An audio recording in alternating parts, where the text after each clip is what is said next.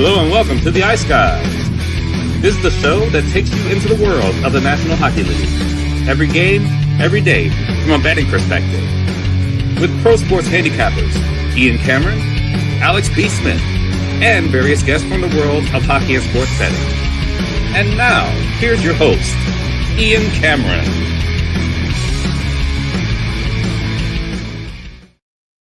Welcome to the Ice Guys, Thursday, December 19th, Ian Cameron, and we've got a viewer and listener of the show for a long time joining us here as a guest today. Matt Robinson's got work responsibilities, so he'll be probably on with us tomorrow as of now, but joining us here today, we've actually got someone else joining us in a few minutes as well, our good friend, long time, Jordan Sambrook, right in the middle of his season with the Florida Everblades in the East Coast Hockey League.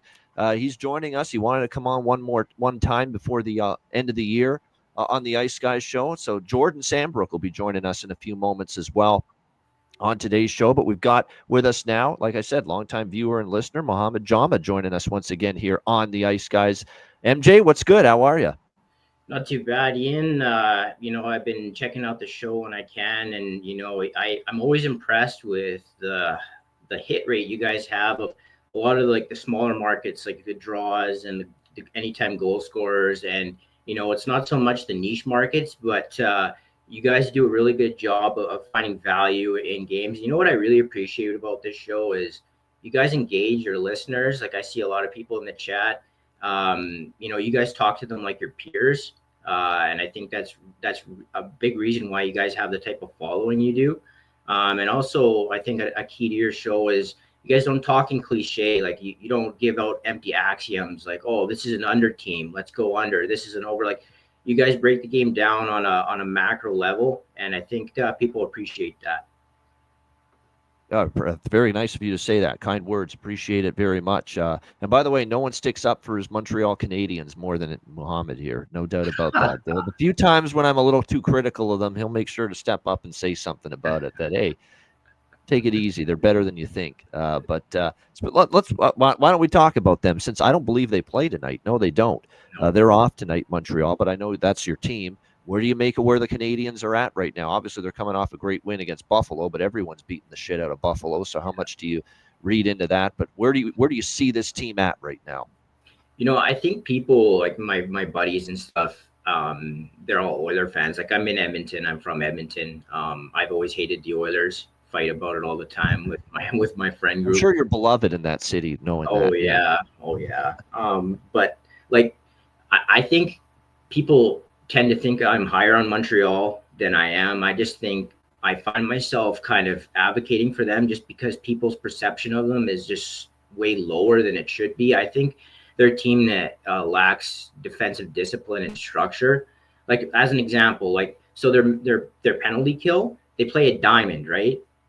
With a diamond, you need to rotate. You can't just have, when the puck goes low to the half wall, you can't just have, and I don't mean to get too technical, but this comes from a lacrosse background, but you can't have your diamond not rotate to where the puck can just be tossed across the net with one defender there to a guy backdoor on the back post, and they get beat that way all the time. They're really complacent. They'll stand around on their man short. You look like at a team like Carolina, who's really aggressive, ultra aggressive on their penalty kill. That's just not the way to play hockey. So I question their defensive structure and their discipline a lot of the time. Offensively, I think their talent I put up there with almost anybody in the league, really. It's just young. But I think they're headed definitely in the right direction. I think they should have a better record than they do. There's no excuse for losing to Pittsburgh 9-2. It's games like that make you just wonder if there's something missing in the fabric of that dressing room. But I really thought with the players they had there in that room this year, they could compete for a playoff spot. Now 7 points out is a little bit of a ways into today's NHL as you approach January, but they're still not out of it, but they got to go on a run. No doubt. But this was supposed to be just another year of, trying to build the foundation for the future for Montreal, but you'd like to see obviously progression with that and just building and still trying to play a better, well-rounded guy. I like that they've at least tried to play a little bit better at times defensively. It's still a work in progress, because the problem is you have a game like that Pittsburgh game, and it just seems like when the snowball starts rolling in the negative direction, it just really starts to roll. badly for them. So that's just one of those things where, stop the bleeding in a game when the momentum starts to turn against you rather than it getting worse. That's still something Montreal's got to work on for sure. Happy to see this guy. It's been a while. Our good friend here, Mr. Sambrook himself, Jordan Sambrook, Florida Everblades defenseman, East Coast Hockey League. Jordan, I'd be lying if I said I had a clue how your team was doing this year. I haven't had any time to pay attention or look at the standings or anything like that. So let's get a little capsule, if you will, on the Florida Everblades season so far. How are things going? Pretty good. Great to be back. I apologize to you and everybody in here that I haven't been able to come on as much. I've been pretty busy the first half of the year and on the road, and just the time hasn't aligned very well, but I'm glad to be back on. So thank you. And we're having a good season so far. We're first in the lead, I think, first or second. We're 17-5-2. So well on the way to hopefully another Kelly Cup championship. That's for sure. Yeah, looking for your third straight as a team. I mean, my goodness. Fourth straight this year. You're right, third for you, involved with the team. You're right, fourth overall for the team. The three-peat was last year. Yeah, they're looking for their fourth overall. Wow, first in the league. Wow, no hangover, man. What's been the magic formula? How are things going so well so far? How is this possible? No hangover, no Kelly Cup hangover for you guys clearly so far.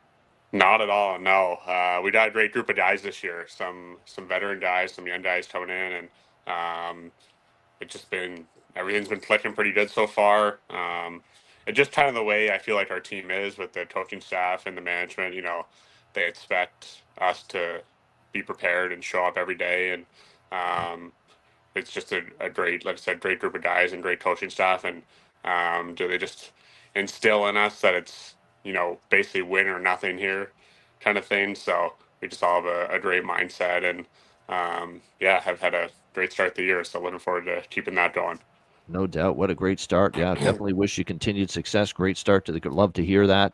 Once we get closer to that playoff time, though, Jordan, trust me, I'll be paying attention. Last year I was watching a lot of those playoff games that your team played. We'll get into it definitely once we get later on into the season. And you're right, it's just a well-run organization. You've said it over and over again. Just top down, everything is just well done with the Florida Everblades. And like I said, they got a nice little building there for the home arena in Otero. So nice job there with the team. They're on a great run. They're looking for their fourth straight Kelly Cup championship.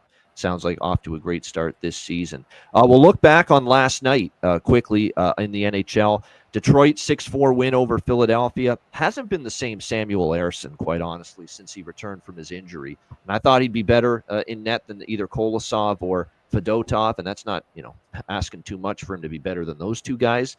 But he just hasn't been quite on top of his game. Hasn't been as sharp as he was pre-injury, and that's concerning because the goaltending continues to be one of the concerns here for the Flyers. They haven't gotten it consistently. You thought with Ersson back in the fold would be their best chance to get quality goaltending, but it was kind of a rough night for him. The Patrick Kane shot was a nice shot, but I'd like to see him make that save personally. The goal that beat him for the 5-4 game winner wasn't the best performance from him. Lyon, gave up 4, but Detroit just put one more in the net, plus the empty netter late to get the 6-4 win there over Philadelphia. Great wild game with Toronto and Dallas, where if you're Dallas, I mean, you played a great first period.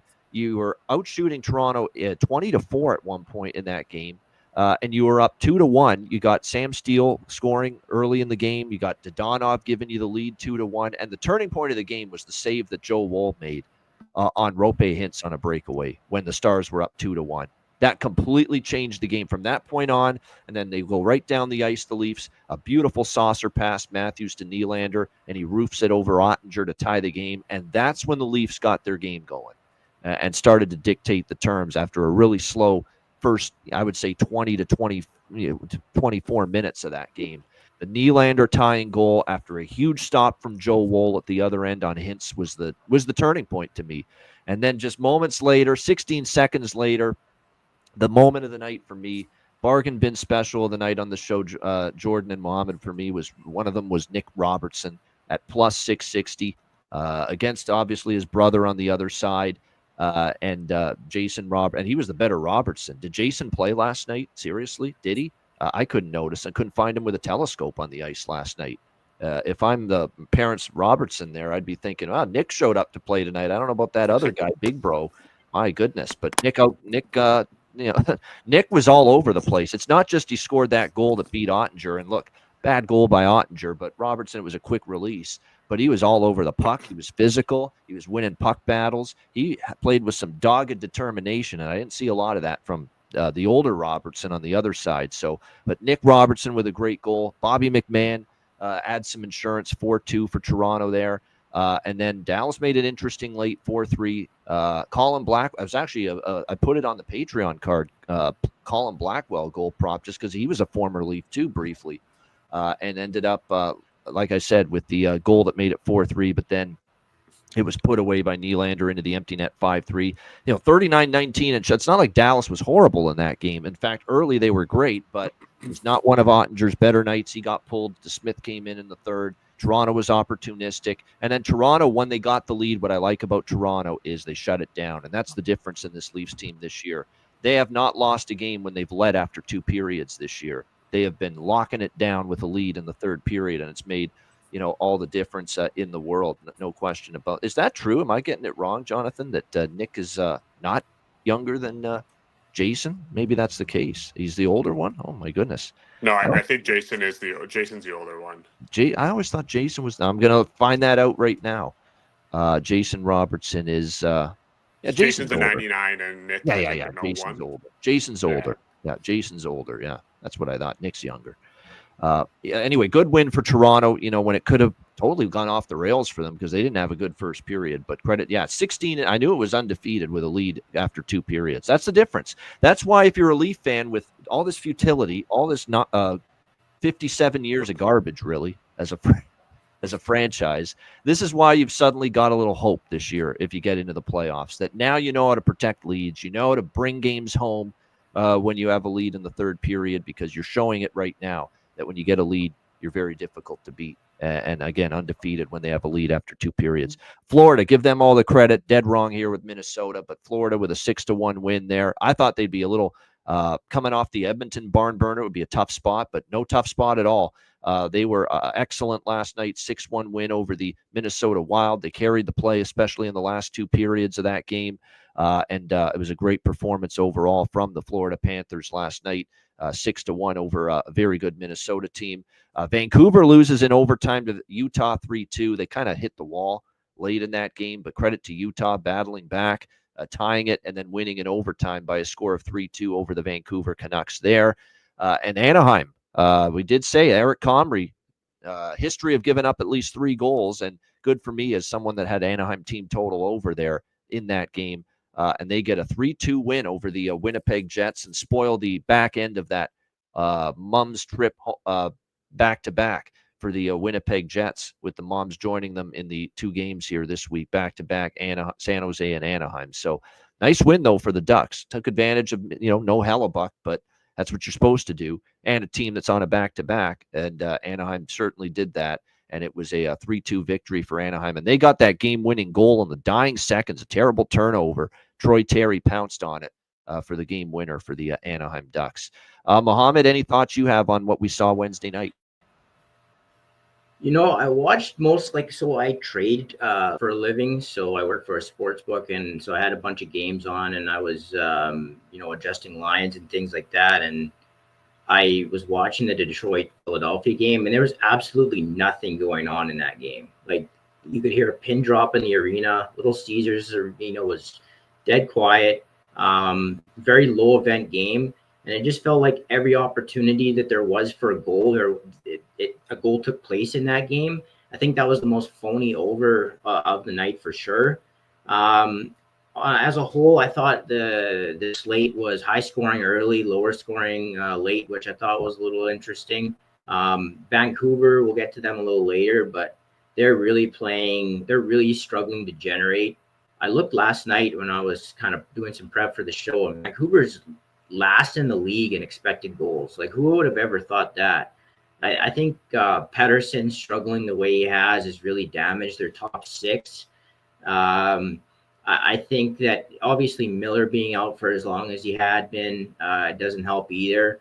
But they're a team that just has so much more to give, and I'm still waiting to see it with them. Their home record is pretty bad. So I thought it was a decent night of hockey. Not a whole lot of great matchups. The Minnesota game was disappointing. I thought Minnesota would have a better effort than that. The crowd itself didn't even seem like they were into the game. Maybe it was too late for them. I don't know, but it was quiet in that building too. So Florida looks like they've kind of righted the ship as they head back home. But yeah, it was a decent slate. Jordan, anything you want to add on last night? I know you're a Leafs fan, so I'm sure you were tuned into Toronto, Dallas, and a happy Leafs fan, I'm sure, after that game. Take that mute off. You're muted. Sorry, there we go. Yeah, obviously very happy after last night's win. In general, I think the Leafs have been playing pretty well.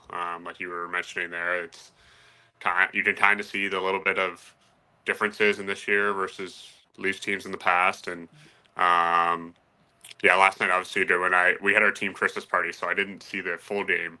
I saw just the highlights, okay. But you can't miss those. Those are too much fun. I know.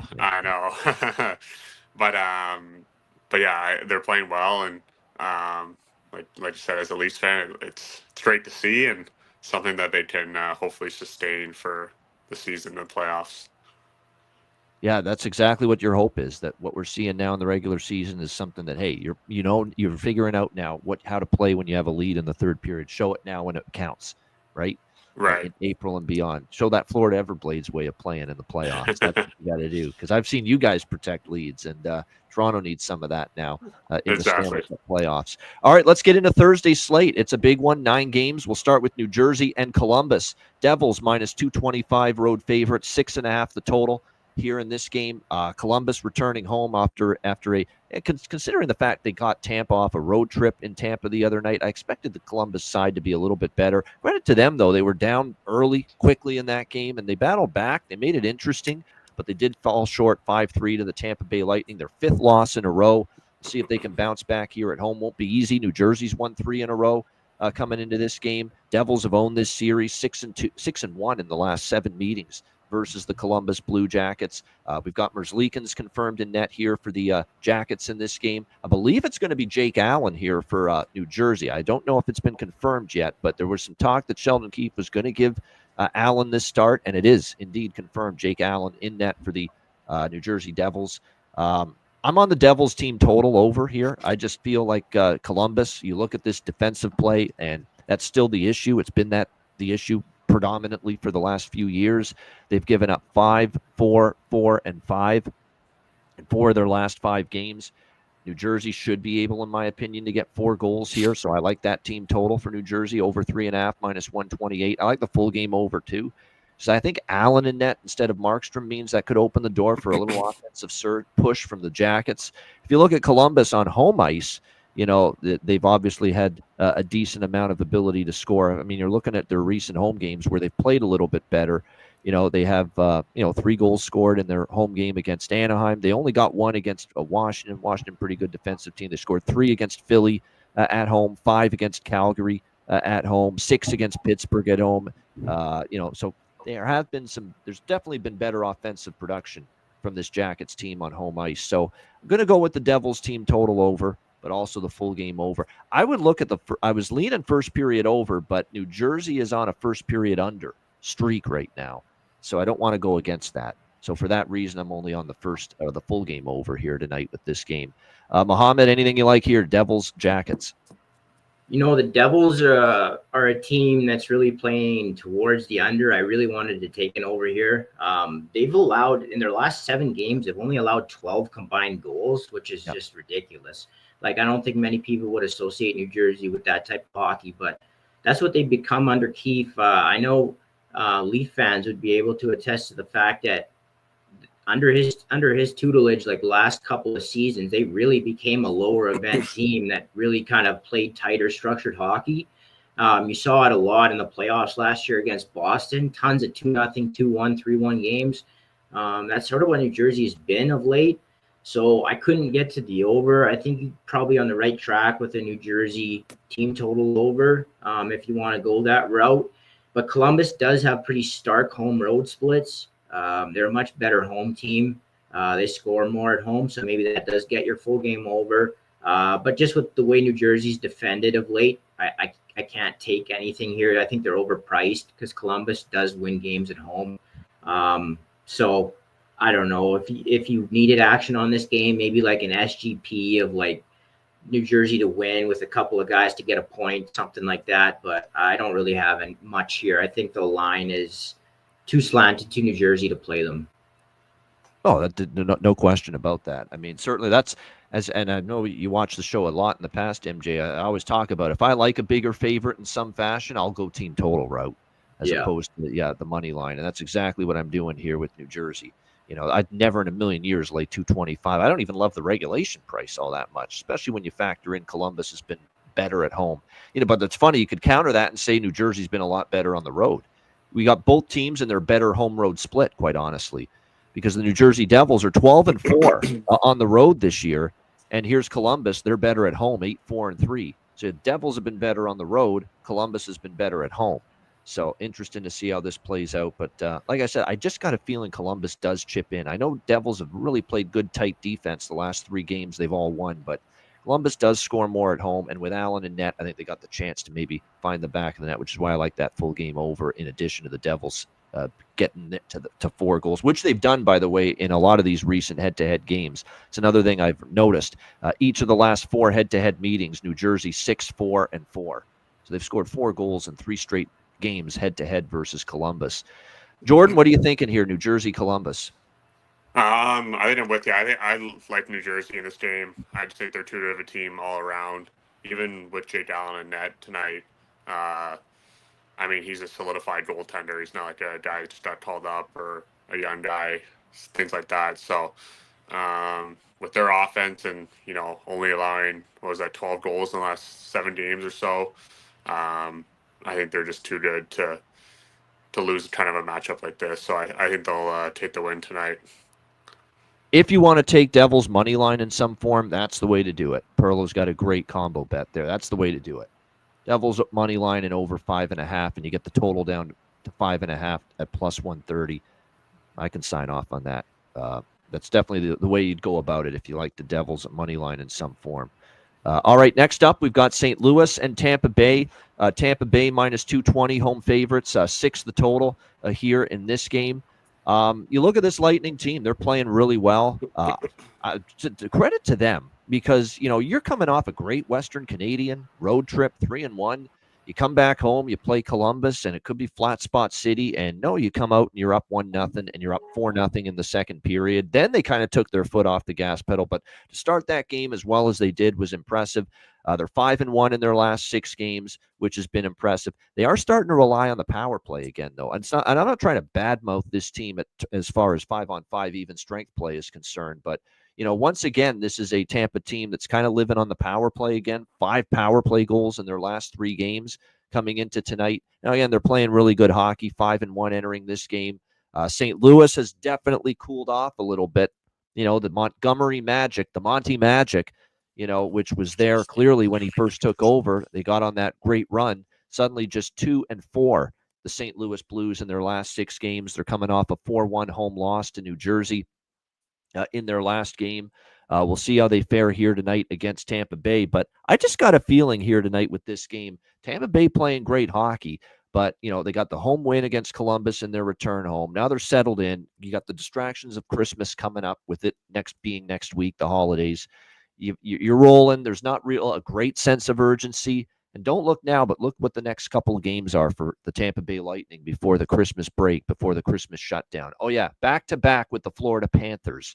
Home-and-home series with the defending Stanley Cup champion, Florida Panthers, for the Tampa Bay Lightning here in these next 2 games. I don't know if this is the best spot for Tampa. Certainly not a spot where I'm loving the idea of laying minus 220 with them.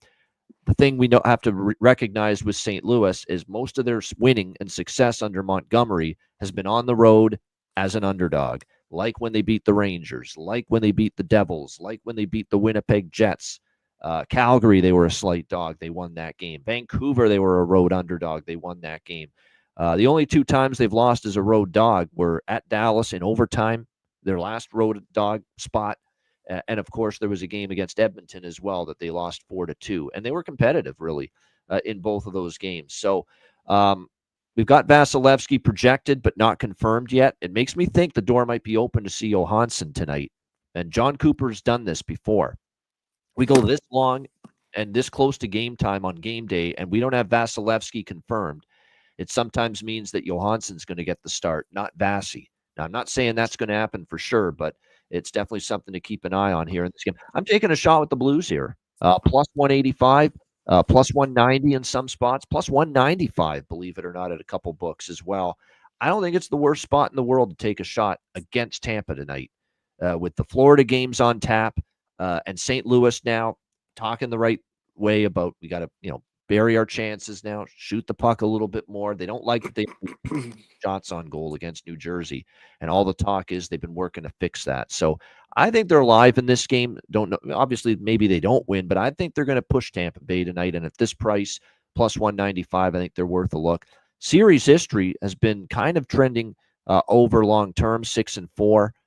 There is a 5.5 out there. You've got a Tampa Bay team that on home ice is flying over the total. Their last 5 home games have all sailed over the total. 8-2, 5-4, 5-3, 8-1, 5-3 are the final scores of the last 5 Tampa Bay home games. You can get a 5.5 with this total if you shop around. If you can find 5.5, I agree. I like the over for a bit as well. Over 5.5 minus 130 is what you can find in a couple books as well. What do you think here in this one, Mohammed? St. Louis, Tampa Bay. You touched on some of it. I think it is a pretty good spot to take a shot with St. Louis. Tampa Bay, they're sort of what they always are. They're a team that capitalizes on a high rate of their chances. They're kind of like, they're a sharpshooter, sniper type team where it doesn't take a lot for them to produce. They are first in the league in shooting percentage and PDO. So anybody unfamiliar with PDO, it just combines team save percentage with shooting percentage. And so that means that there's likely regression coming for them. They're always, like I said, they're always a team that capitalizes, but maybe not at this rate. St. Louis is kind of on the other end of the spectrum, so you might get some positive shooting regression from them. I do like the makeup of their roster. I think the adds of Holloway and Broberg have given them a boost. They got a nice mix of veterans and youth on that team. I think they can push Tampa Bay here, so I think it's a good.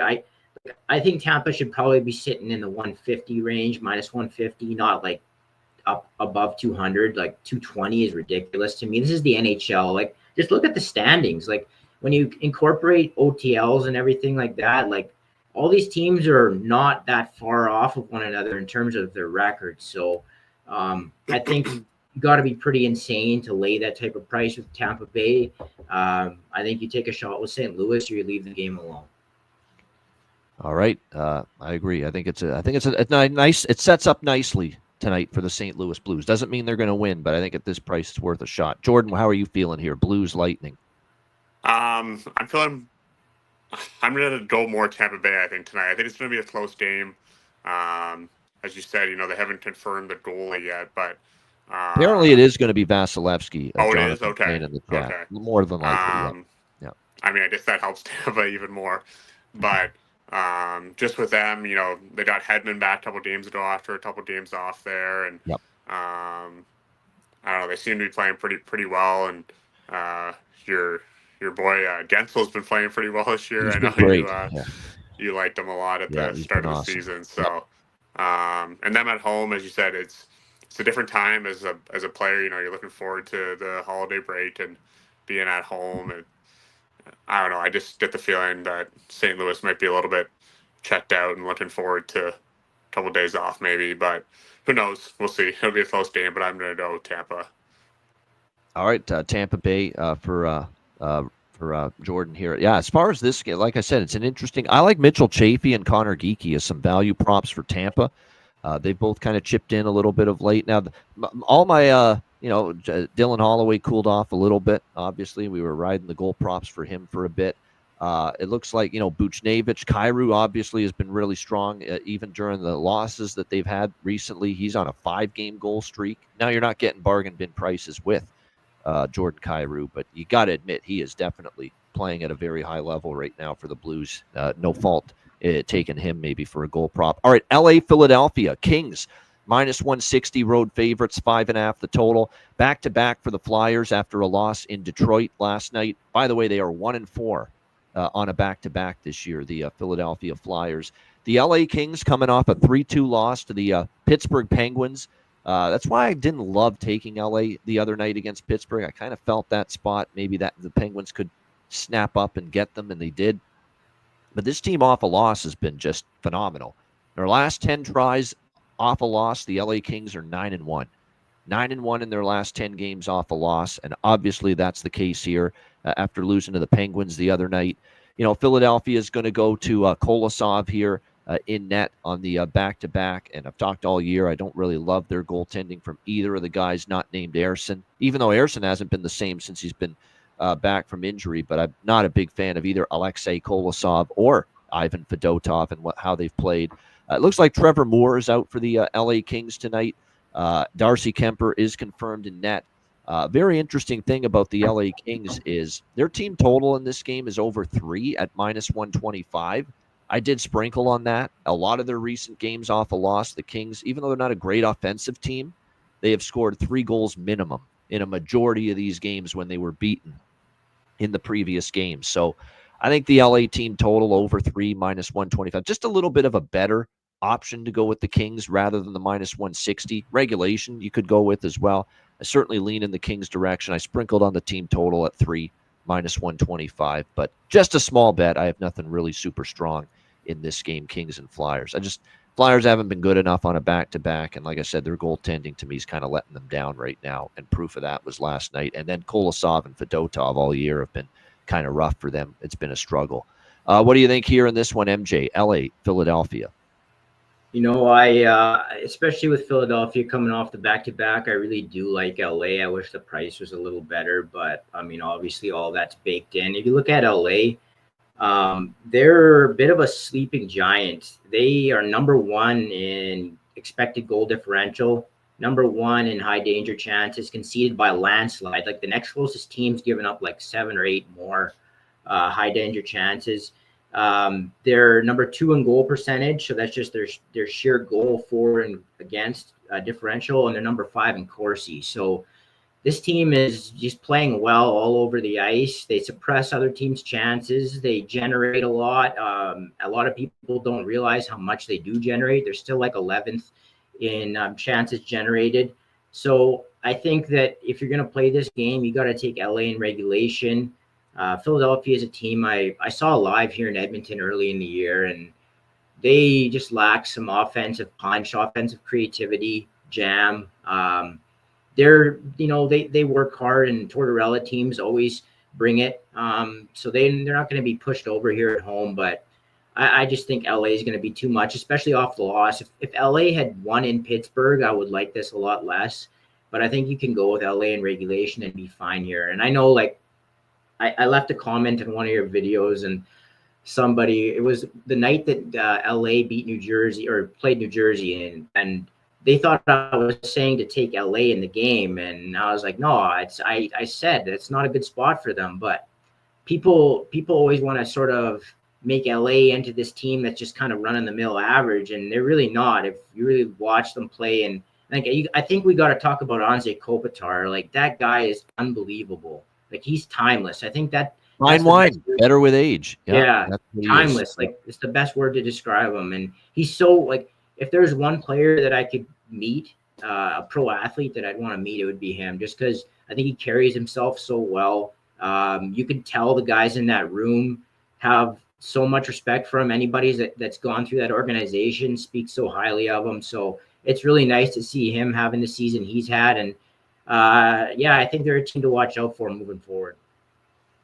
All right, so you like that. You know what? I'm probably going to – I hate regulation bets, but yeah, when I see stuff in the chat, and I think it is accurate, because off the top of my head, I don't remember them winning an overtime or a shootout game this year, the Kings. I think all of their wins have indeed been in regulation. So I'm going to do a split with the team total, and then we'll add just a little piece on the LA in regulation as well here tonight in this one against the Flyers. And they did beat them. That's a great point.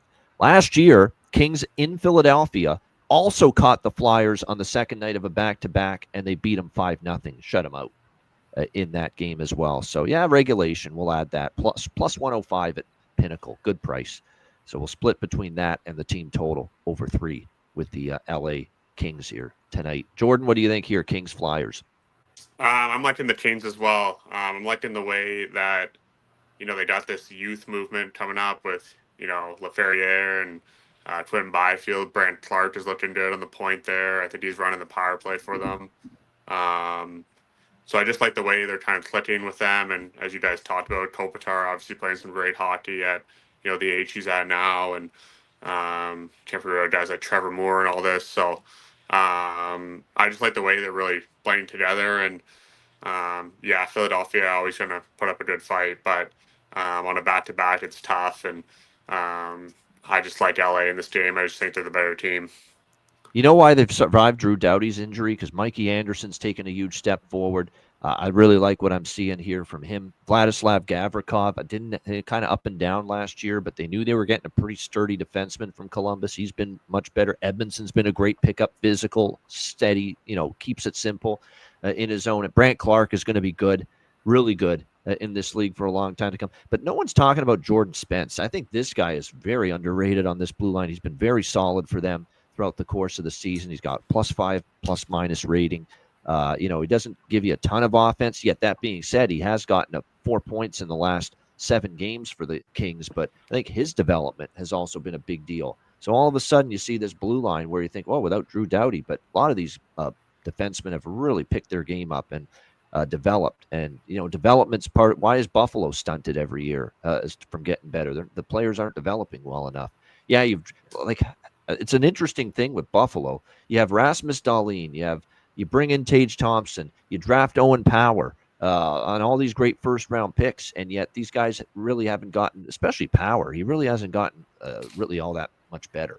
And so at some point, you draft the talent and their first-round talents, but even as talented as they are coming out of college or junior hockey, you've got to develop them at the pro level, and development matters. And I don't think some of these guys for Buffalo, for instance, just as one example, are getting developed enough. Here you see this Kings team, and look at all these blue liners that are developing. They're getting better, and are making an impact. And it just tells you the difference right now, just in those two organizations. Pittsburgh, Nashville. We've got Nashville -160, home favorites, 6 the total in this game. I'm going to be brief with this game. Pass. I'm not going to get involved in it. I can't lay -160 with Nashville when they're 0-6 in their last 6 games after a win. They have been totally unable to get 2 wins in a row together, string multiple wins in a row, good performances in a row together. They haven't been able to do it. They're off the 2-0 shutout win against the New York Rangers the other night, but the Rangers were god-awful in that game. I know because I watched a good part of it. That is not a team I trust to win 2-0. They just haven't done it in forever. And you have to lay -160 with them. I'm just not doing that. So I guess by default, I'd lean Pittsburgh plus the price here, +140. Pittsburgh's in their own little 0-3 rut off a win, and I don't necessarily trust them either coming off the 3-2 win over LA. So just based on the price, I guess if I had to bet it, I'd lean Pittsburgh. I just cannot get there with Nashville at -160, 0-6 off a win, but it's a pass for me. Better games on the board than this. What do you think here, MJ, Pittsburgh, Nashville? Yeah, you're right. There are better matchups on the board than this Stanley Cup final from yesteryear, not too long ago. But I think that we're a long way removed from 2018 or 17. Yeah, it feels like a long time. Yeah. Subban was still a thing at that time. But I think that Pittsburgh, these are 2 really slow teams. They just, for lack of a better term, they play junk hockey. Pittsburgh, if you look at them analytically, they're one of the weirdest teams because they say that the charts say they're number 1 in chances generated in the league, but when you watch them play, man, it does not look like that. I don't know how that is coming through or where those numbers are coming from. I did hear a stat that they're number 1 in rebound chances. So they're a team that can get in around the net and get second and third opportunities. And you know what? On the road, that's generally how you're going to score a lot of goals. Nashville, their roster is just so depleted. You look on with their line combinations, their blue line, half their blue line are guys that you never heard of before. After you get past the Forsberg line, there really isn't much there. They got to speaking of Forsberg, he's got to get going. if they're going to score goals, he has to be the guy. And I wonder if they're going to start put him back with O'Reilly, because that's when he had the most success. He's been playing with Stamkos in March or so, and that is the only line that's been scoring. But they got to do something. And he has one goal since November 14th. Yeah, yeah. Forsberg. I have both Okay, Forsberg and Crosby in fantasy. Like, it's a big dynasty 8-man keeper league, and both of them are like 1 goal in 14 games. So I'm well aware. He's got to get going for that team to go. There is an under series history there. If you look back at there was one point in like the 2017-18 sort of realm that Nashville or Pittsburgh shut out Nashville 3 games in a row. So there is I think I lean to the under 6.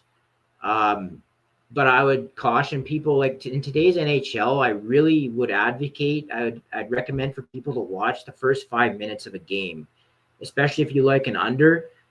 If the energy isn't there, that's a good time to come in live on the under. But if there's chances and it's frantic play, then you probably want to stay away. So with any time that I want to take an under, I usually want to see how the game starts out and then jump in. But that would be the way I would lean in this game. I would not take a side.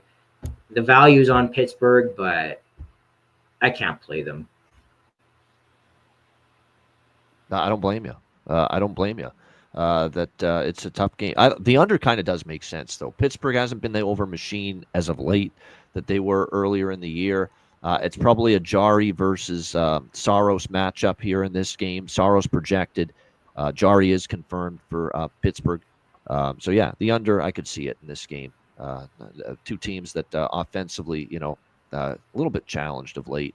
Yeah, I like that prop, Nick. That is the one thing I do like in this game. Phil Tomasino going back to Nashville. It's a great prop. Love it. I think it's a good prop if you're going to look at something here in this game. You always want to, this team just traded him from Nashville to Pittsburgh, and now he's with the Penguins, and he's going to want to make an impact. He's actually played well. He's been one of the guys that's given Pittsburgh a little punch outside of the Crosby, Raquel, and Rust top line, which has had to carry it for the Penguins offensively quite a bit throughout the course of the year. Jordan, what do you think here, Penguins, Predators?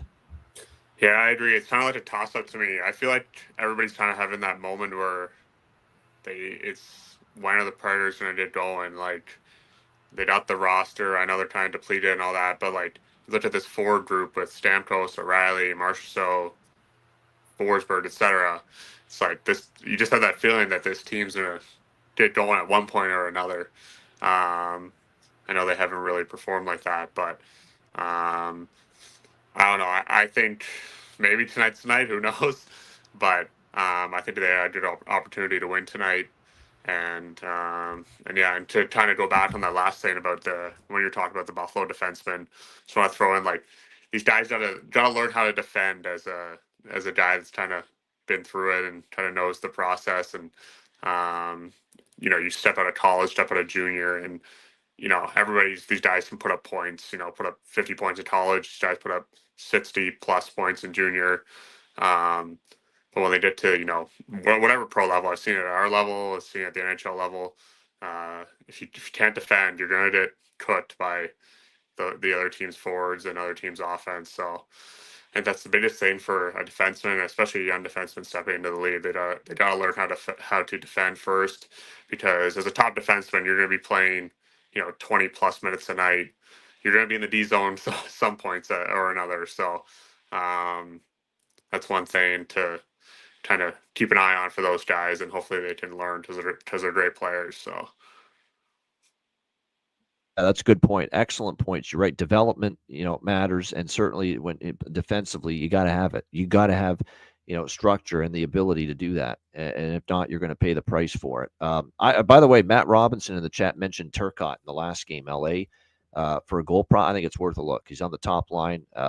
He's getting his chances. He's now got goals in back-to-back games too. So Turcotte's taken advantage of that. I forgot to mention that with the Kings-Penguins game, but or sorry, the Kings Flyers game, I mean, and definitely worth a look. I forgot too, another guy that was a former Predator that you might want to take a shot with tonight for Pittsburgh. It's Cody Glass Cody Glass replace, Cody Glass for the Pittsburgh Penguins, formerly with Nashville, traded away from them too. So maybe Cody Glass steps up for Pittsburgh, finds the back of the net. All right, Seattle and Chicago. We hope our guy, Alex B. Smith, back home in Chicago. He'll be back on the show Saturday. Enjoying his return home, at least so far. His Blackhawks hosting the Seattle Kraken. Seattle minus 135 road favorites. The total 5.5 here in this game. This feels very eerily similar to the last time we had Seattle starting a road trip where they had those brutal losses to San Jose, right? Back to back. It's just embarrassing to lose like that. Back-to-back games to San Jose. But then they start the road trip, they get away, and they came together and they played well on that road trip. They won 3 of the 4 games in the East Coast road trip. The only game they lost was to the Devils, 3-2, and they were right there in that game. They beat the Carolina Hurricanes 4-2 to start that road trip. Then the Islanders 5-2. They beat the Rangers 7-5. I know the Rangers stink right now, but it's still 3-1 on that road trip after those bad losses to San Jose. And now here we are again. 1-3 disappointing homestand. The only win against Boston for Seattle. They lose in a shootout to Florida 2-1. They lose back-to-back to end the homestand against Ottawa and Tampa Bay. Outscored 8-1 in those 2 games. Now they go on the road where you'd like to think, focus here on this game. Come together, get away from the distractions of the holiday season, close to home. Wouldn't surprise me if Seattle plays a good game tonight. It really wouldn't. And I know Chicago's a team I've backed in the home dog role the last 2 times against the Islanders and the Capitals, and they get the wins 5-3 and 3-2. Very solid and good wins and a nice comeback against Washington. I think they did kind of take advantage of the Capitals on a back-to-back on the road because they did play in Dallas the night before. And then I think they kind of petered out later in that game. So we'll see how this transpires here. We've got obviously Seattle off the shutout loss to Ottawa, which means the system play is in effect. And I like the system play anyway, even if they weren't off the shutout loss. Because if you look at Chicago under Anders Sorensen, the new coach, they've played 3 home games at the United Center under their new head coach. The first period over is cashed in all 3 games, and the full game over is cashed in 2 of them. And it's also, 6 goals or more from this Boston team on home ice in all but one of their last 5 home games. So I think the overs make sense here in this game. First period and full game over with Seattle and Chicago. Seattle comes out jumping, starting this road trip off those 2 home losses, including the shutout loss to Ottawa. Not to mention the first game of that road trip against Carolina, where they were off those 2 bad losses to San Jose. It was a 1-1 first period. Seattle ended up winning that game 4-2, but there were goals early in that game. So I like the over by Fecta. Seattle, Chicago over 1.5 first period, over 5.5 full game. And I like Seattle money line here, minus 130. I think it's a good spot to back them here. Starting a road trip. They've clearly responded well. The last time they got their teeth kicked in at home when they started the road trip, beating Carolina. They're in that same spot tonight after the losses to Tampa and Ottawa at home. And I think they show up and play a very good game tonight on the road against Chicago. So I like Seattle here. I think it's the right spot, right time to go against Chicago, even though they've paid me the last 2 times that I've backed them. What do you think here in this one, Mohammed? Seattle, Chicago. I can't blame you for wanting to go with Seattle here. That would be the way I would lean. They're starting to play a little bit better on the road. This for me though, like if you watch this game, you've got to love hockey, like love hockey, because this is a pretty. I mean, and I know like Alex is a big Chicago, and I love Alex. Alex is salt of the earth type of guy, but like these 2 teams, I cannot watch. I find them to be just sort of low event grinding type teams. Chicago, I still think lacks a lot of talent up front. For me, it's just going to be a pass. I can't justify backing either team here. Chicago has picked it up as much as Seattle's picked it up on the road. Chicago's been won their last couple at home. I think this is a game you just stay away from. Maybe if you have some inside info on somebody that they're up for this game, and you can capitalize on a point prop or a goal prop here. By all means, go for it. But for a side in total, it's a stay away from me. Nothing wrong with that. What do you think here, Jordan? Seattle and Chicago. Yeah, if I had to pick one, I'd probably go Seattle. I think, their home and road splits are pretty similar here. I'm looking at they're basically 500 both on the home and the road. So it doesn't look like that would sway one decision or another. But I'm just going off the fact that I think their roster is a little bit better. They're a little bit deeper. I think their goaltending is a little bit better too. I'm not sure who's in net for them tonight. Joey Decord should be in net. I'd be shocked if Okay. it's not him because he's been. I'm getting out of the Seattle bet if it's not Decord, because if it's Grubauer, I don't feel confident in him. Decord, I do. Yeah. Detroit's been playing well. So just based off of that, I'm just gonna go with Seattle. Yeah, no. By the way, it is Arvid Soderblom in net again for Chicago.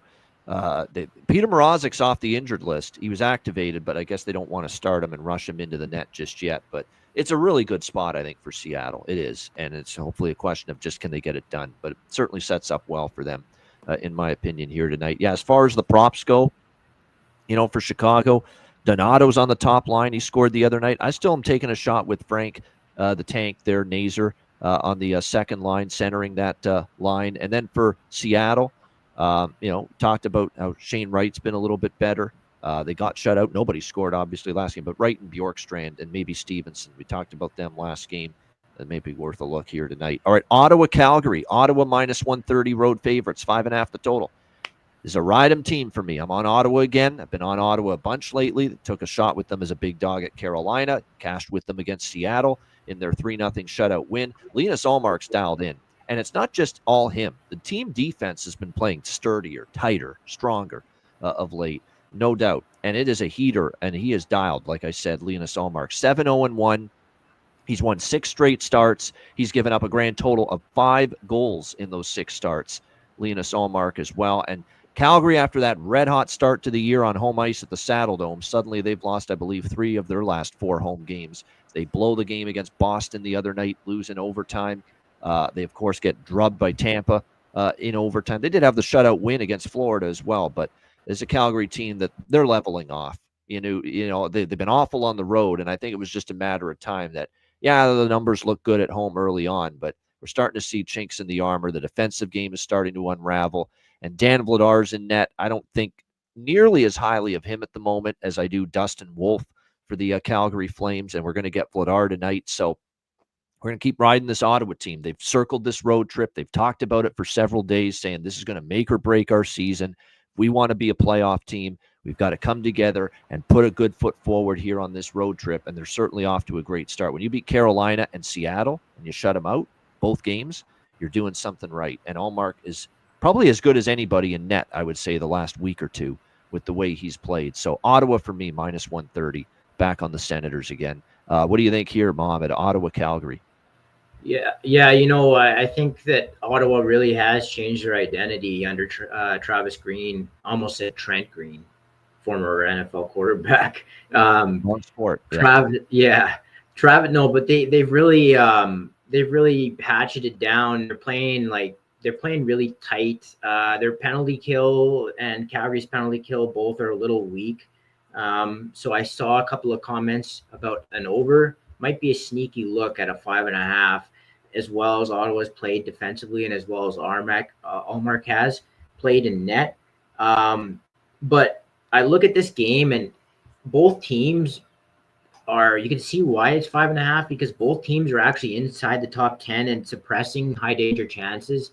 Not a surprise with Ottawa. I was a bit surprised with Calgary to see that. Calgary does play better at home, but Ottawa has a big special teams advantage, especially on the power play. So that might be what ends up being the difference. I could see this being 2-2, late in the game, and Ottawa gets a power play and capitalizes. I think this will be a close game, but I think that I've liked more. I think if you're playing most of these games, other than maybe LA, or not maybe, other than LA, I think you got to lean towards the dogs, but I think this is one where you can take the favorite and feel pretty good about it. Ottawa's just in better form. I think they can take advantage of a really weak Calgary penalty kill. They're 71%. I don't know if people at home realize how bad that is. That is bad. Yeah. That's about, I don't know, 9% worse than average. So, which is a big gap. So I would go with Ottawa here, and feel pretty good about it. But I'd be I'd be a little hesitant just because of how Calgary's played at home. That's the only thing that's kind of keeping me off of it a bit. Yeah, to me, the only spot, like let's say Ottawa wins tonight, and then they play in Vancouver on Saturday, I'd probably back them again. And we know Vancouver's just been disappointing at home all year. The only one I'd be concerned about, because I came into this road trip saying I'm not going to bet Ottawa every game or almost every game and try to ride them and catch this wave and them playing their best hockey of the year. The only one I'd be concerned about spot-wise is the game Sunday night when they're in Edmonton, which would be a back-to-back. It would be their, the fourth game now on the road trip. You worry that the travel and all the games from, Monday to Sunday maybe catch up to them against a good Edmonton team. So that might be the spot I lay off Ottawa, Sunday in Edmonton on the back-to-back. But other than that, I'm looking to continue to back them, and they've certainly not let me down so far. Jordan, what do you like in here? Sens Flames. Yeah, I would agree with you guys. I would think Ottawa's going to take the win tonight. Obviously, Drake Batherson's been playing well. Allmark's been playing great.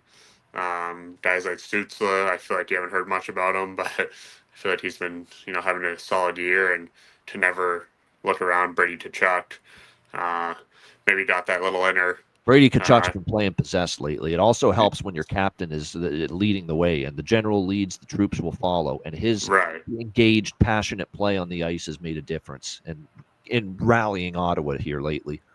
Right. Yeah, who knows if he's got a little inner competitiveness against Calgary and his brother, being there in the past and all that stuff. Who knows? Maybe he'll go out and have a couple goals tonight. But just with the way they've been playing and with Allmark and that, it's pretty confident they're going to take the win tonight. All right. By the way, that's a great call in the chat. Someone energized. Yeah. With the Alberta boys, right? The Alberta-born guys that are on the Ottawa Senators that might want to play well, but might have family, might have friends in attendance. You never know. Ostapchuk's going to have a great career for Ottawa. They really like him. Zach Ostapchuk, Ridley Gregg. They're all on the fourth line, those guys. By the way, Ridley Gregg's on the fourth line with Gregor and Ostapchuk lately. So they're all on the same line, those three guys you mentioned.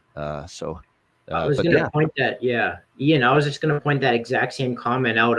Ostapchuk, I actually played lacrosse growing up with his cousin. There are a lot of Alberta kids on the Ottawa. Obviously, Gregor is the nephew of Jason Gregor. For anybody who knows or follows the Oilers, he covers them. So there is an Alberta contingent that's a good look here for, you can take advantage of that.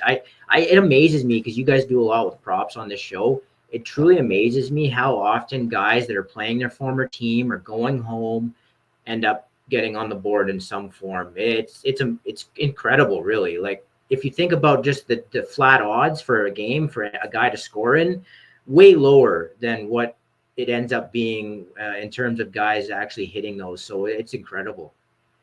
Yeah, Kadri is on fire. I don't mind that. I don't want to go crazy with Calgary props. I'm worried they may not score against a red-hot goalie like Allmark, and Coleman's had success against Ottawa, and I don't even mind Matt Coronado, who scored the other night against Boston, and they like him quite a bit. But I'm treading lightly on the Calgary props because there is concern for me how much they're actually going to score tonight as a team.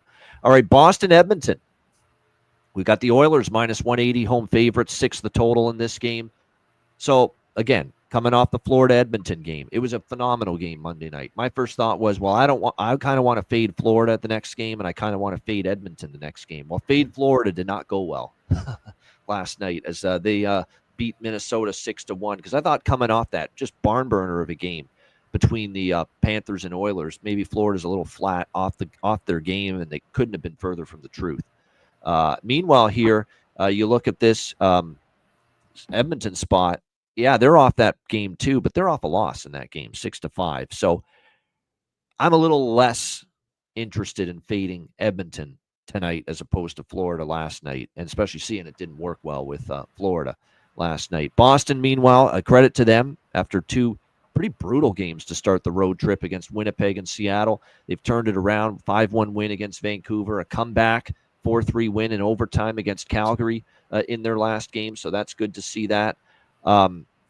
This is a game where I don't know why, but I remember Boston when they, went through the Alberta road trip last year and the Western Canadian road trip last year, I specifically remember that when they hit to Edmonton, shit hit the fan. And it just became one of these crazy games where it just was goals, goals, goals left and right. And I think it's going to be the same goalies that we're going to see tonight that we saw in that game last year, Skinner and Swayman. And it is confirmed, Jeremy Swayman, Stuart Skinner, the same two goalies. And it was just a shootout. It turned into a 6-5 track meet. Boston's still on a first period overrun of 8-2 in their last 10 games. Edmonton off a loss at home is usually a good first period over team in particular. So I do like the first period over. I may sprinkle on the full game too, but I like the first period over more. I actually did sprinkle on the full game over too, but I like the first period over more. I'm going to sprinkle on the draw here. Plus 340 Bruins and Oilers. Worth a shot. Both meetings last year between Boston and Edmonton went to overtime. The one in Boston and the one in Edmonton both went to OT. Boston's gone to overtime in 3 of the last 7 games overall. I think we've got enough parameters here and boxes being checked to make this game a draw candidate. So plus 340, I like a shot with the draw here, Bruins and Oilers. What do you think here, Mohammed? Boston, Edmonton?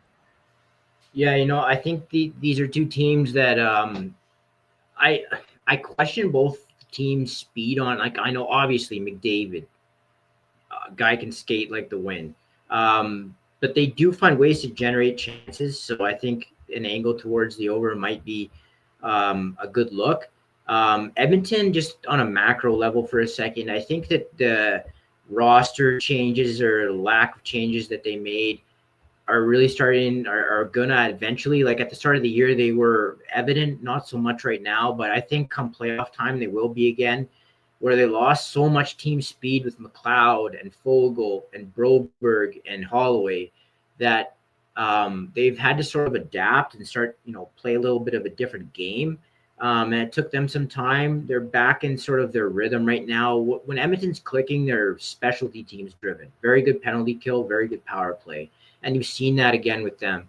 Boston, I think this game is going to come down to what Swayman shows up. Like, if you get Swayman from last year, Boston could win this game, and plus 160 is a great price. If he's going to play like he did against Philadelphia in that matinee a couple of weeks ago, or if he played, the way he's played on a lot of this trip, then you're in huge trouble. And this is 4-0, halfway through the game, and it's over. So I think if I'm looking, I think the first period over is a good look. I think both teams have a good shot to score early in this game. Boston tends to have a lot of fans in the building when they come to Western Canada, so there's a little bit more energy. You want that for an over. So yeah, I think you could look at goals here. I don't really have a whole lot. I think if you have to play the side, you take Boston. You don't take Edmonton minus 180. Boston plus 160 if anything, but I think the better look is first period over here. I think you get some goals early. We have a Boston team that's conceding just over 3.5 goals per game on the road this year, and Edmonton still, even with those, I agree, there's little bit of a lesser degree of speed with some of the losing Holloway in particular. That was a good point, but they're still averaging a little over 4 goals per game at home this year, Edmonton. So yeah, I think it matches up pretty well. And like I said, I think you wouldn't think necessarily over by Fecta here in this spot, but I think it does turn out that way. Here. And let's be honest, too. Look at Boston. They've suddenly gone, I believe, consecutive overs in 6 straight. And there's a reason for that. I think their offense is starting to come to life. They're just not even close to the same defensive team that they were last year, 2 years ago, 3 years ago, really at any point during this great decade that they've had, the Bruins. I mean, 6 straight Bruins games now have gone over the total. And all 6 of those games have had at least 6 goals, which is, if you get it to at least 6 tonight on that full game total, you're going to push. Worst case scenario. Meanwhile, Edmonton, 3 straight overs for them coming into tonight. So you got Boston on a 6-game over streak, Edmonton on a 3-game over streak coming into tonight. What do you think here, Jordan? Bruins, Oilers? Yeah, I'm going to go Edmonton just because I'm a Leafs fan. No, I'm kidding. But I don't know. I just think it's hard to say. Edmonton has been such a hit or miss team. Like you said, they've kind of been playing better I as just of don't love late. the price, like -180. I don't love that price for Yeah, Edmonton. That's the it's only hard to thing. say. I think Edmonton will get the win, but if you look at it from that perspective, then it's probably not the best one to take. The draw would seem great that you said there. I definitely do think it's going to be a close game, regardless if it's a 2-2 game or a 5-5 game going into overtime. Um, but you can't really deny Draisaitl and McDavid, especially in overtime. So I think Edmonton will get the win. Yeah, definitely. If Brewski, if I'm on Edmonton at this price, and I've said that for years, I bet team total over 3.5, which is +100. That's the way to bet Edmonton if you like them in this game rather than -180. That's always the approach. If I ever like Edmonton in a spot where they're a big favorite, team total all the time. I would never lay this price with them money line. Vancouver, Vegas. We've got Vegas -170, home favorites 5.5. The total. That looked like a gas team and just a team that wore down late against the Utah Hockey Club last night. Vancouver in that 3-2 loss. We'll see if they can bounce back. A tough spot, right? You're playing in the altitude in Salt Lake City. Now you got to play 24 hours later in Vegas. Vegas is rested. Vegas hasn't played in 3 days. They played last on Sunday. They've been waiting for you basically ever since then. And Vegas is playing well right now. 6-2 in their last 8 games. The only losses were to Utah at home. That was they laid an egg that night. And then the other loss was at Edmonton, 6-3, where the Oilers, I think, were ready for them. So they played well. They're still 11-3 at home. It's kind of a game where the great road record of Vancouver's probably going to keep me off fading the Canucks, but I can't get there with them. I know the road record's great overall, but last night was a tricky. It was a tough loss for them. They got to bounce back from that. Big rest advantage for Vegas. 11-3 strong home ice record for them. I would lean, if anything, first period over because of the Vegas record with them on home ice in the first period. The overs have been good. So I'll probably dabble in that. Vancouver, Vegas, first period over. Vegas been a strong home first period over team this year. That's pretty much it for me with this game. I mean, I could make a case for Vegas from a spot perspective, but again, don't love the price. What do you think here, Mohammed, with this one, Vancouver, Vegas?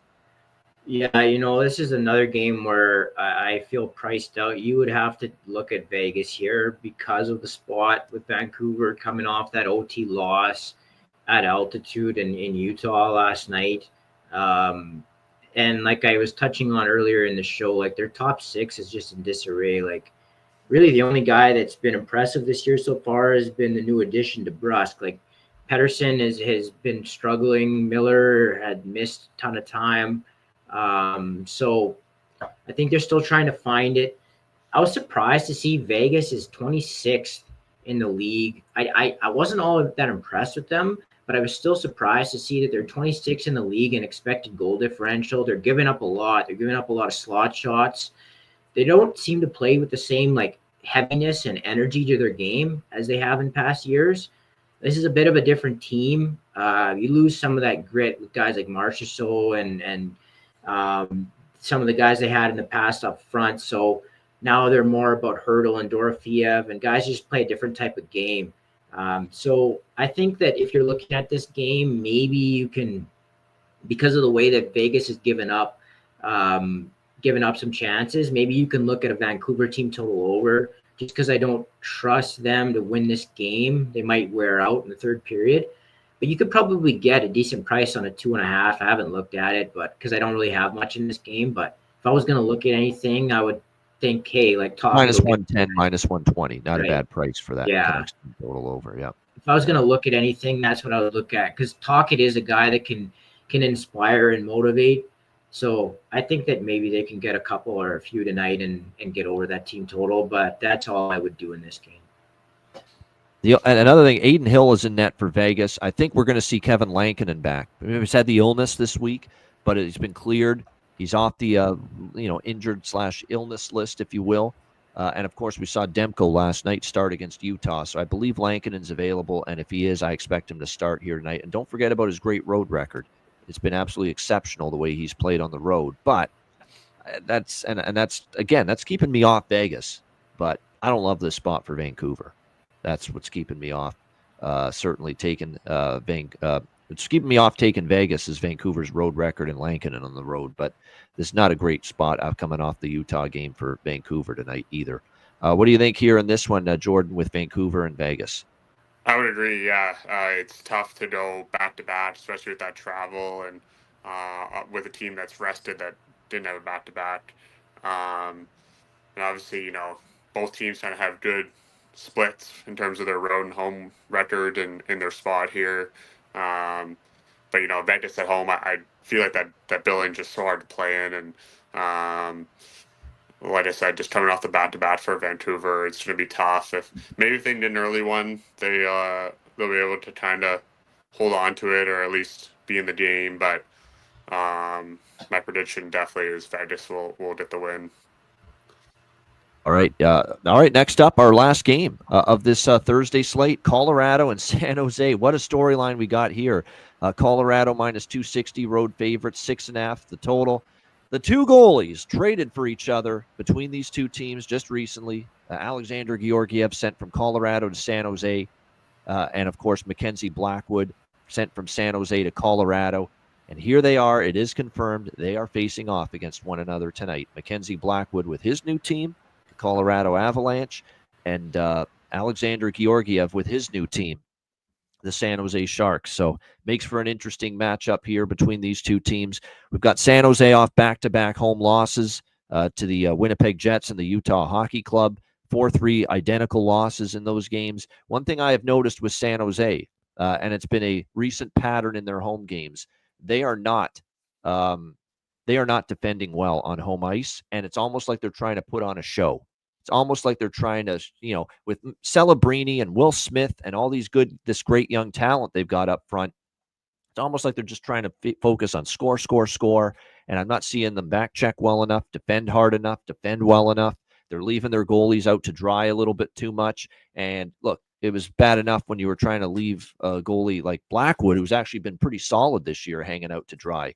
You leave a stiff like Alexander Georgiev hanging out to dry, you're going to be in some big-time trouble. And that's the concern with San Jose playing this way. It's also why they've been trending over on home ice. 5-0 to the over in their last 5 home games. 7-0-1 to the over in their last 8 home games.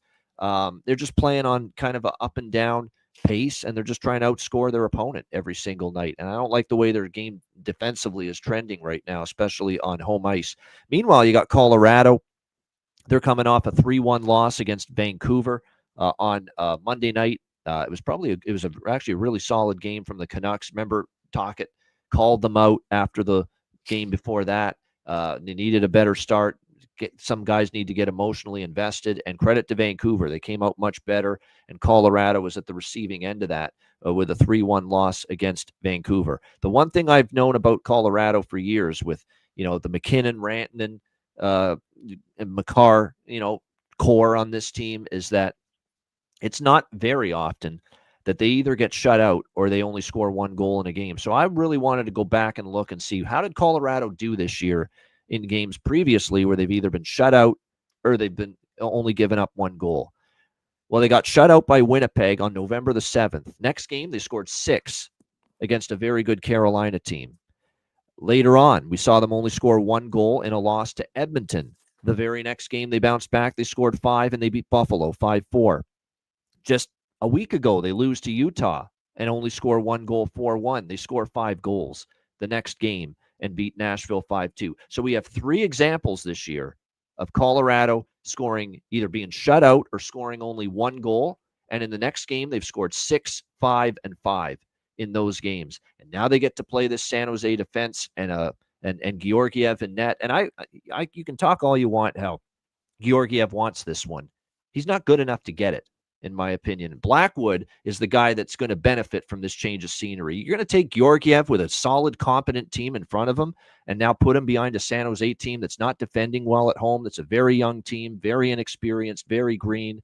That's not a good recipe for success, in my opinion. You got Colorado coming off the loss. They've been awesome at bouncing back after scoring just no goals or 1 in the previous game. As I mentioned, 6, 5, and 5 in those spots in games after being shut out or only scoring 1 goal. And then you look at the history where they've owned San Jose, and look at these games in San Jose for the most part: 4, 6, 4, 5. Colorado's put up a ton of goals against this San Jose team. I like the team total a lot here for Colorado. Over 3.5, minus 140. I think they get to 4 goals here against this. They're not defending well enough. You got a guy that's struggling in net. He can be motivated all he wants. He's just not very good.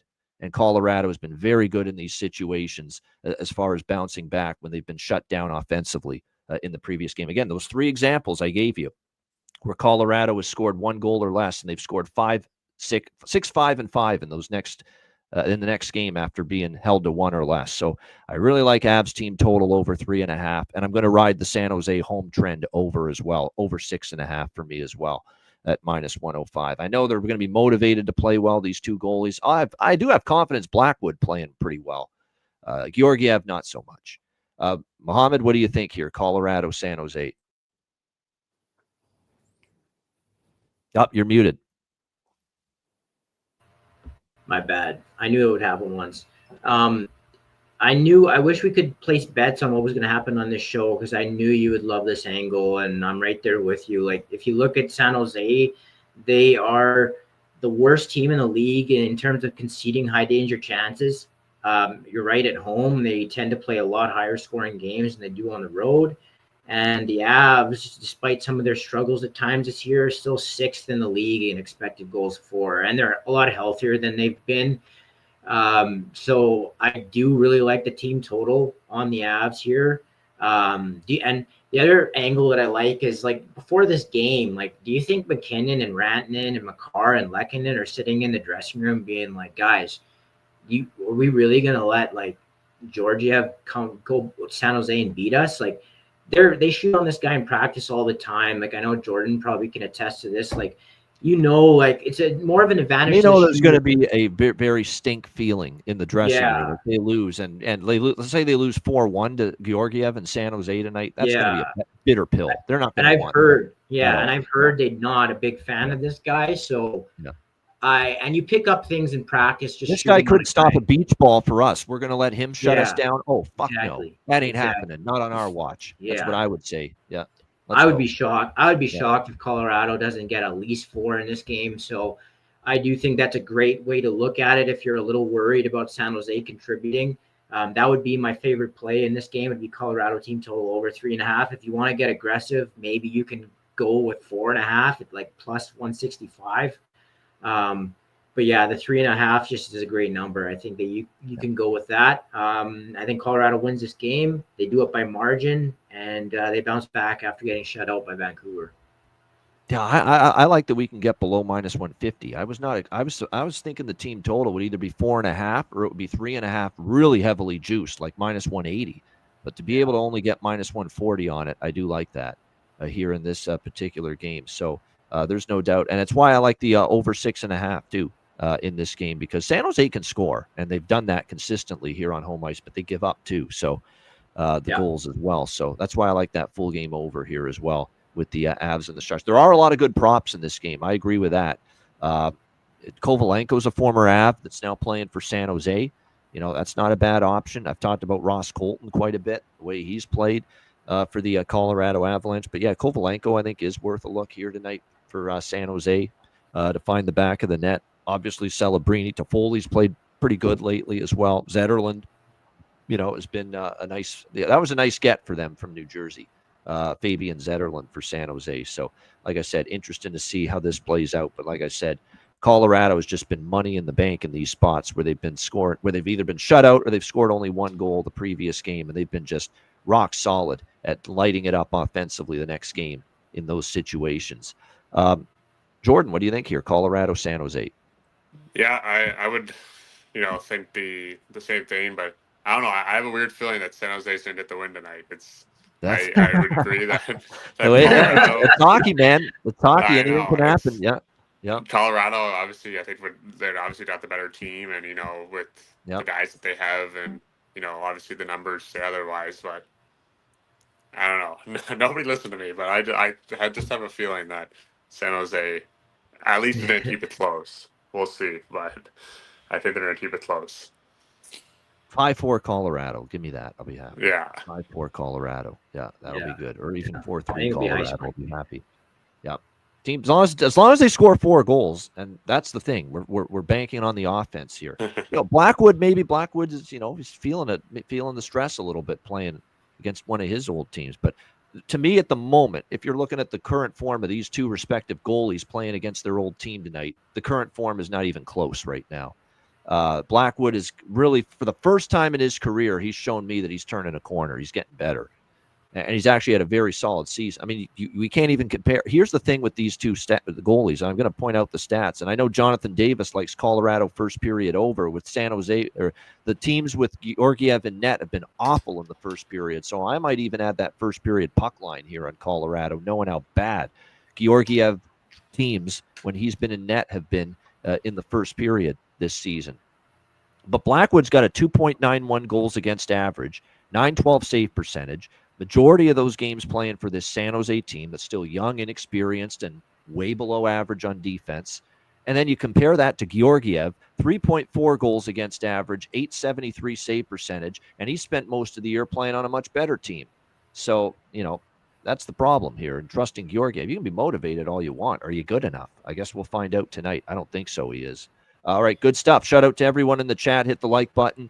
Appreciate it very much. 361 live viewers. Make sure you check out patreon.com/iceguys. Sign up there, just $10 per month. Again, all our exclusive bonus content posted there on the Patreon page. Goalie charts, totals charts, Players Suite series, interviews. Hope you enjoyed the Phil Sykes interview posted on the Patreon page. Great chat with him about his NHL career. And again, we've got, of course, our daily betting card, sides, totals, player props posted each and every day. And your $10 per month subscription goes a long way to supporting the show.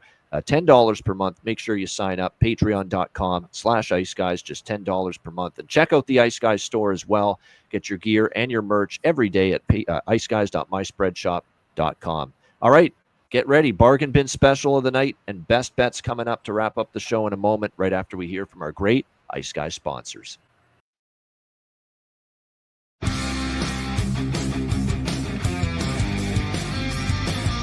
Support for the Ice Guys podcast is provided by Boston Hemp Incorporated, Manscaped, Power Play Sportsman, Raise Your Game, Tailgaters Social, and a big thank you to all that subscribe to the Ice Guys Patreon page.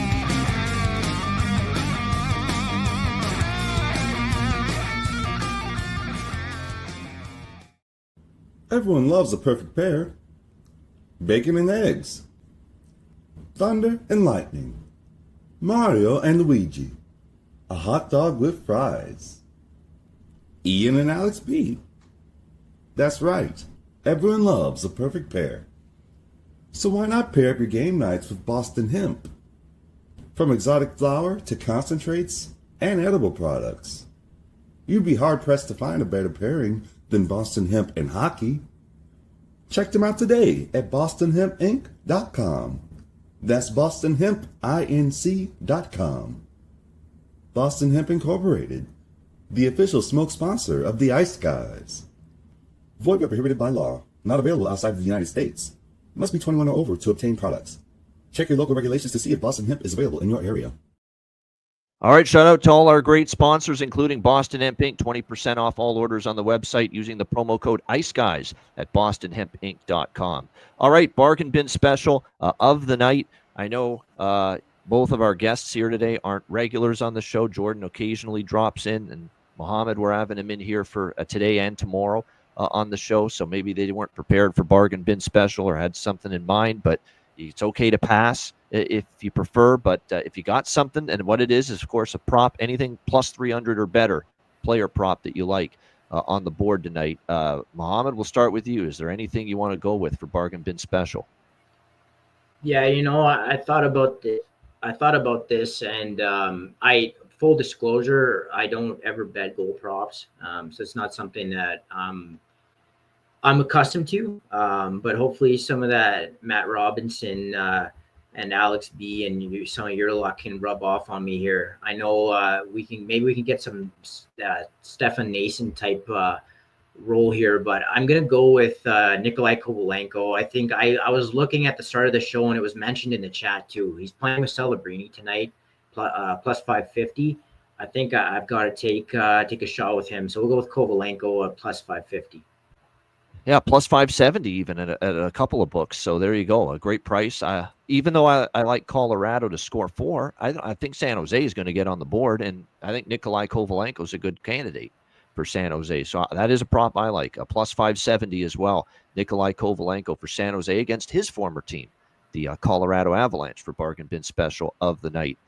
Jordan, you can name a player. I can see if he's bargain bin worthy. Is there someone you have in mind to dent the twine and score a goal here tonight? I don't know. I'm gonna assume he's probably not bargain bin worthy, but I'm gonna give one to Leon Draisaitl. I he assume wouldn't he's probably not bargain bin He worthy, wouldn't but be, no. no. But I have a good feeling he's gonna get one tonight, and I'll let you take over That's all right. All good. my bargain bin for the night. I'll let you give 2 to the viewers. No worries. All good. All good. Oh, no problem. So pass here, basically, for Jordan Sandbrook with bargain bin special. All right, my bargain bin special of the night, because there's a few that stand out to me. There's a couple good angles that I like here as far as the bargain bin tonight in the across the board, a couple of games. I'm going to go to Tomasino. I like Tomasino, though, for Pittsburgh against Nashville. He got traded there. Cody Glass is a pretty good option, too, but I think Tomasino just in a little better offensive form for the Pittsburgh Penguins, but you're getting plus 470 for him to find the back of the net against a team that just dealt him away. So let's go with that. Phil Tomasino, Mr. Tomasino, Mr. Phil Tomasino, plus 470 for the Pittsburgh Penguins. That'll be my bargain bin special. Now we're trying to go 3 straight nights now with a bargain bin special winner. So hopefully we got a little more magic on our side here tonight. All right, best bets for this Thursday NHL slate. We'll start with you, Mohammed. What do you got for best bet? So I was debating between, and I hope I'm not stealing your play here, Ian, because I know you love this too. I was debating between LA and regulation at plus 100 and the Colorado team total over between minus 135 and minus 140. Regulation lines bother me. Just been burned so many times in the past. So I'm going to defer to the team total over. Colorado 3.5. You can get that between minus 135 and minus 140. I think it's a good look.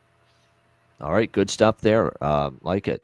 With the Colorado team total over 3.5, minus 140 for MJ, his best bet. Jordan, what do you like here most? Best bet?